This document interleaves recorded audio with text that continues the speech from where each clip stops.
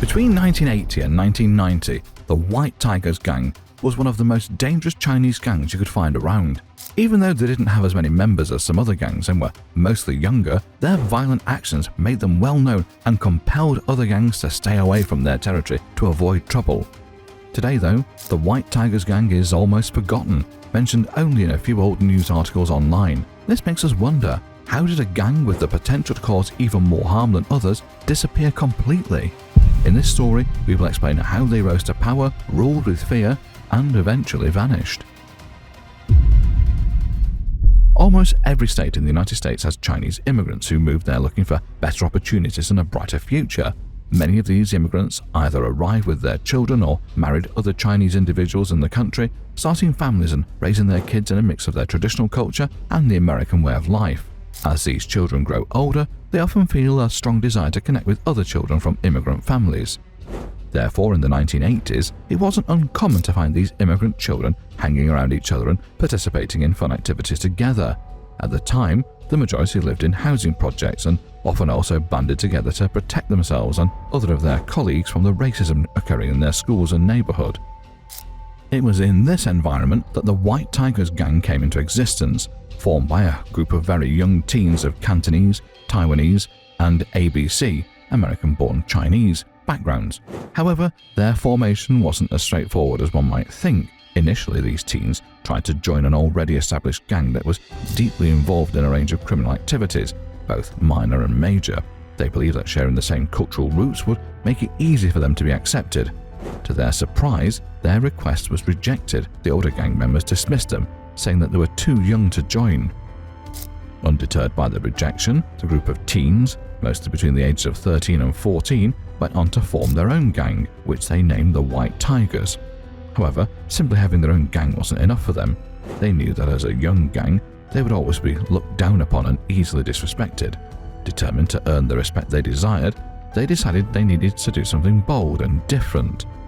At the time, most gangs got their guns by buying them off the black market illegally. No one really knew where these guns came from, and no one bothered to ask. However, the White Tigers gang decided to take a different approach. Instead of trying to find money to buy illegal guns, they decided to break into gun shops to steal weapons. Before the White Tigers gang, no other Chinese gangs had attempted this because it was considered too risky. To carry out their plan, the White Tigers gang would steal a car, drive it straight through the front door of a gun shop, then send members into the store. They would smash the glass of gun cases and quickly grab the weapons, usually semi-automatic handguns. In just a few minutes, the gang could walk away with 20 to 30 guns, far more than they could have purchased on the black market. Armed with these weapons, the White Tigers quickly established their reputation for being both daring and dangerous. Like many other Chinese gangs, the White Tigers gang had their own territory, where most of their members lived and carried out illegal activities. Their main base was in Flushing, Queens, an area considered by experts to be a prime spot for expansion, as no other gang had claimed it at the time. This gave the White Tigers an opportunity to establish themselves without immediate competition. Within their territory, the White Tigers initially focused on extorting money from stores, restaurants, and other businesses. This was a common practice among gangs at the time, so it wasn't surprising that the White Tigers adopted this tactic as well. However, what set them apart was the level of brutality they brought into the act. Their methods were so harsh that very few shop or business owners dared to refuse the extortion payments. In the rare cases when someone chose not to pay or tried to offer less, the gang made an example out of them. They would deal with these individuals severely to ensure the issue wouldn't happen again and to send a clear message to other business owners who might have been harboring thoughts of resisting. As time passed and the members of the White Tigers grew older, they expanded their operations to include more serious crimes, keeping pace with the activities of other gangs of the era. One particular crime they excelled in was the smuggling of Chinese immigrants. Interestingly, the gang wasn't directly involved in bringing immigrants into the United States. Instead, they positioned themselves as a key part of the process by assisting immigrant smugglers. These smugglers had already negotiated fees with prospective immigrants seeking entry into the US, with some part paid up front while the rest is expected to be paid upon the immigrants arriving into the country. However, they knew that some of the immigrants might be unwilling to pay up, which is why the White Tigers were brought in to act as enforcers or facilitators. When these immigrants arrived in the United States, whether by air or sea, the White Tigers gang would capture the immigrants and hold them hostage until the hefty smuggling fee was paid, usually by family members already living in the country. Once the payment was received, the gang would take their large share of the money and release the immigrants. Meanwhile, those who didn't have anyone to pay for them were forced to work and turn over their wages until they paid the debt off. To carry out this crime, the White Tigers maintained several secret houses where they took the immigrants after capturing them at their arrival points. These houses were heavily guarded day and night by gang members to ensure no one escaped, and it's unlikely that any of the immigrants ever did. Meanwhile, those immigrants who would have to leave the house to work were made to work in places controlled by the White Tigers gang, which further made it unlikely for any of them to run off. On a typical day, the White Tigers gang's crimes of extortion and illegal smuggling rarely revealed their capacity for violence. The fear they inspired was usually enough to ensure their victims complied with their demands. However, their willingness to resort to extreme violence became evident during robberies. While some of these were spontaneous acts, such as spotting a well-dressed individual on the street and robbing them, many were carefully planned, showcasing a level of sophistication unexpected for gang members so young. One such meticulously planned robbery occurred in April 1991 and involved 3 jewelers. For months, members of the White Tigers monitored the jewelers, studying their routines and gathering all the necessary details to execute their plan. The robbery took place at the Park Avenue Viaduct near Grand Central Terminal, where the gang ambushed their victims. They made off with over $250,000 in cash and an unknown quantity of jewelry. Rather than simply committing the robbery, the gang members showed their ruthlessness by opening fire on the jewelers, killing all 3 and damaging nearby properties in the process. Another way the White Tigers demonstrated their readiness to use extreme violence was by acting as hired hands for intimidation and murder. Essentially, anyone who wanted to threaten or eliminate another person within the Chinese community could approach them, negotiate a deal, and rely on the gang to carry out the task without hesitation.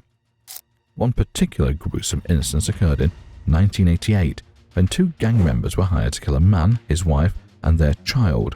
While the gang members succeeded in killing the man, they failed to eliminate the wife and child, who managed to escape from the house.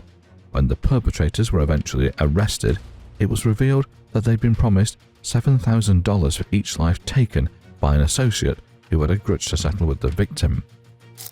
At some point, the White Tigers gang got involved in selling drugs, which wasn't surprising since many gangs were already making money from illegal narcotics like heroin. However, they only sold drugs within their own territory. They avoided selling in areas controlled by other gangs to reduce the risk of violent conflicts. That didn't mean the White Tigers were afraid of clashes.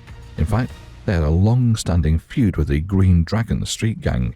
This rivalry lasted throughout the time both gangs existed and led to the deaths of members on both sides on numerous occasions. For over a decade after emerging on the gang scene, the White Tigers remained a prominent and feared group. However, 1993 marked a turning point when their numbers were drastically reduced, eventually leading to the gang's extinction. One might assume that their downfall was caused by their involvement in violent crimes like robbery and murder. Surprisingly, this wasn't the case. Instead, their decline was tied to their involvement in smuggling individuals into the country with respect to the Golden Venture incident. According to reports, the Golden Venture was a 147-foot-long cargo ship that was purchased to smuggle 286 undocumented immigrants from China into the United States. Each of these immigrants paid $40,000 on average in whole or in part before being allowed to board the ship and were forced to live on a diet of rice, peanuts, dirty water, and spoiled food as it sailed on its 4-month voyage to New York City. Upon arriving at the US, the ship was supposed to meet smaller boats to help move some of the immigrants and lighten the load. However, this plan failed because the gang in charge was arrested around that time.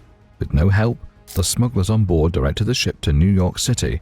On June 6, 1993, at around 2 a.m., the Golden Venture ran aground at Fort Tilden in Rockaway Beach, Queens, after one smuggler locked up the captain, causing a sort of mutiny. In the chaos, 10 people drowned as they tried to escape the ship, and swim to shore in the early morning waters, eager to reach the United States. The chaos caused by the mutiny and the attempt to flee alerted the port authorities and led to the survivors being taken into custody. They were allowed to apply for asylum, while the smugglers were arrested and jailed. After the Golden Venture incident, immigration officials and law enforcement authorities began several investigations into cracking down on criminal groups capable of bringing in hundreds of illegal immigrants on their own, and those they suspected of being involved in collecting smuggling fees.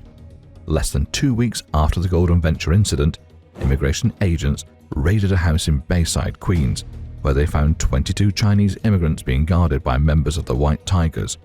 Unfortunately for the gang's leader, Wai Hung Lee, and several other key members, they were present at the location during the raid and were arrested along with the immigrants. Their capture eventually led to the arrest of other members who worked at the house that day. Unlike larger gangs that could bounce back from losing key individuals, the White Tigers couldn't recover due to their smaller size. With their leadership taken out, the gang was effectively dismantled, and within a short time, it faded out of existence. Thanks for watching all the way to the end. If you enjoyed what you saw and want to catch more content like this, please hit the subscribe button so you can stay updated on our latest uploads, and don't forget to click the like button to let us know you loved the video. Your feedback means a lot to us, and we can't wait to share more exciting content with you.